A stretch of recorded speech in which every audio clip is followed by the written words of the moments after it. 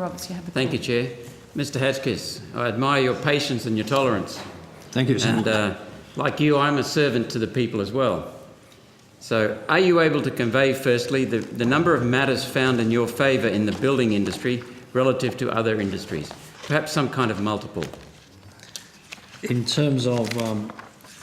How frequent are the matters you call them matters found in your favour?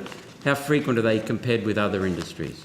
Are you able to convey some idea I'm of that? not aware of other... Obviously, the banking industry is subject to policing, as it were, or enforcement, and the superannuation industry are accompanied by ASIC, ACCC and APRA. Obviously, they are those organisations are much larger than the FWBC. But in terms of their prosecution rate and their success rate, I don't have that at my fingertips. Certainly, the use of compulsory powers I do, but not in terms of prosecution, Senator.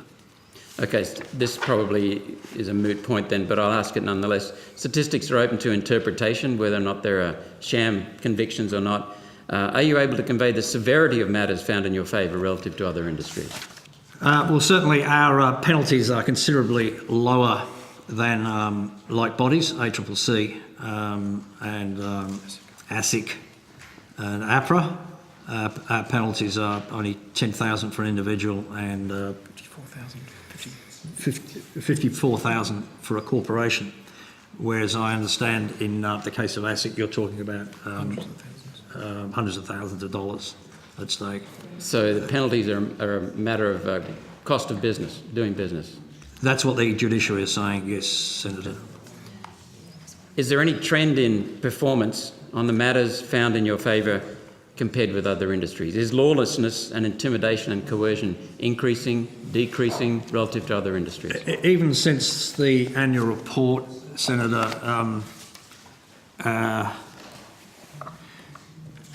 we've mounted 6 new court actions, which is about consistent with same time last year.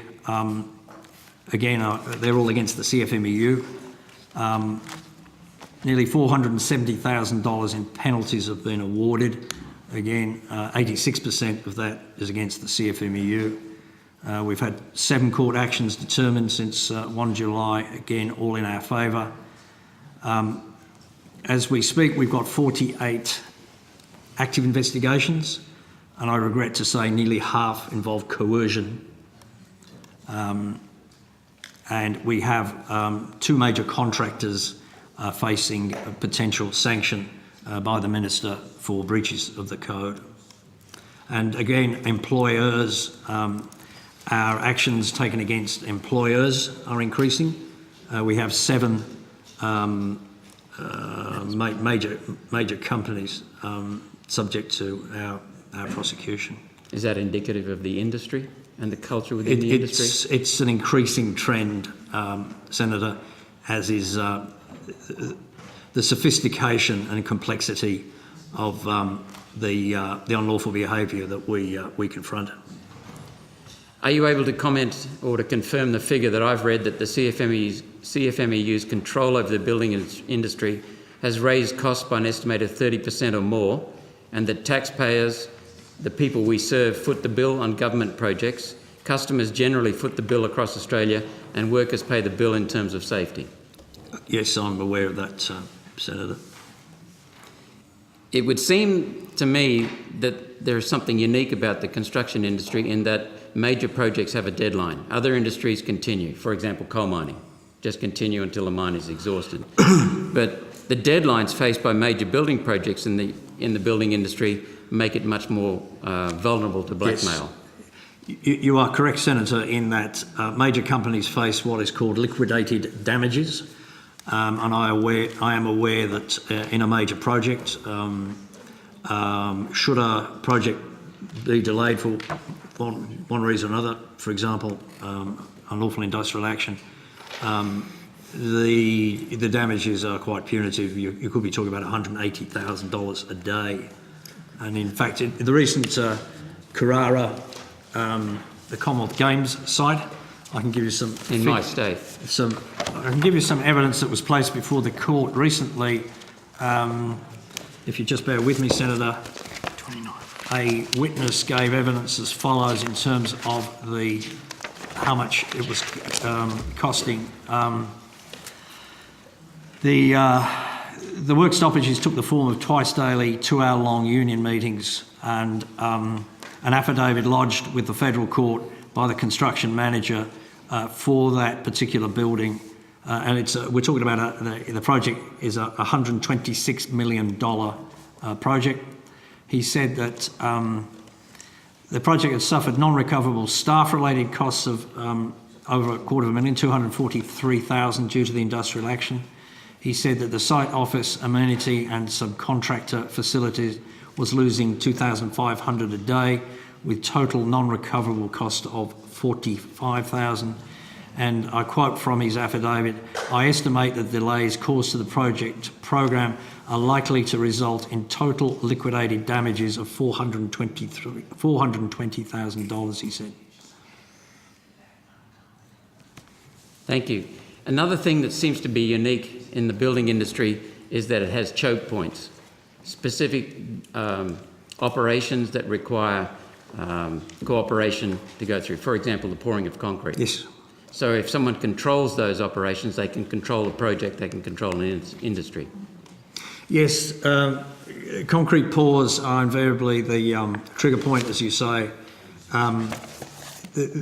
The costs are enormous. If a concrete pour is aborted, and for instance, if you have 9, 10 concrete trucks lined up, obviously they waste, they cannot be reused, the concrete.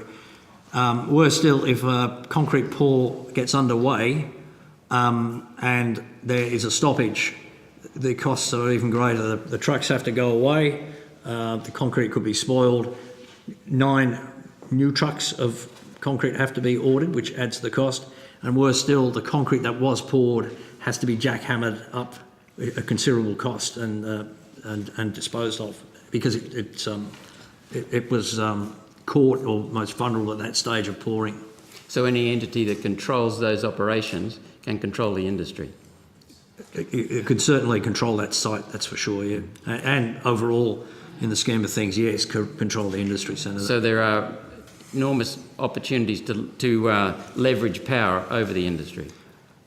Regrettably, it is common practice for concrete pours to be the trigger point, as it were. And that leads to coercion and intimidation? Yes, invariably to impose upon a contractor or subcontractor a certain kind of agreement that they may not wish to enter into. And that in turn leads to a culture of control? Indeed, Senator. So the building industry is then no longer a free industry? It's an industry clouded in intimidation and fear, as I've said on the public record many times. I have one more. So you use the word lawlessness.